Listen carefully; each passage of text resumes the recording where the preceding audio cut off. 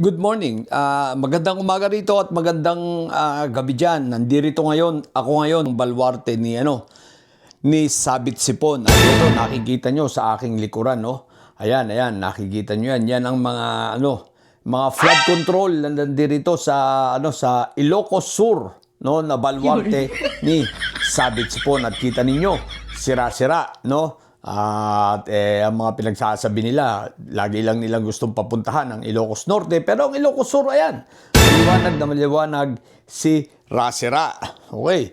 At ito, puntahan naman natin ngayon ang isang lugar kung saan basahin natin kung kailan ba ang project na ito. Let's go! Ayan, kita ba natin yan, oh? Santa Catalina, Ilocos Sur, February 24, 2025 ang date started, ang contract completion date September 26, 2025. Complete na raw ang project pero wala pa naman. What the heck, di ba? Talagang dito si Sabit Sipon, puro kalokohan ng pinag-aagawa rito sa lugar niya. At ito pa, puntahan pa natin itong isa. Ano ito? Tara, let's go. O ayan ha. Commission on audit, ang project cost, magkano? 48,673,078,000.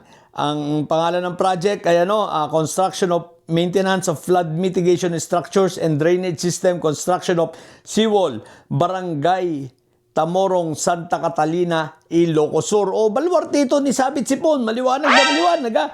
Guys, ha? At ito, kita naman natin, walang nangyayari. So, flood control na walang pinuntahan. Sabit Sipon, ano na? Pero guys, malay mo, baka ipatawag ako ni Sabit Sipon. Baka magkakapera rin tayo, gaya ni Mandalulo. Okay? So, yun lang sa mga bobong didilis at Bisaya dyan, ha? Ang tatay nyo ay karton. Manatili kayo mga bobot Bisaya sa mga Bisaya. Dahil lagi, high blood. Bye!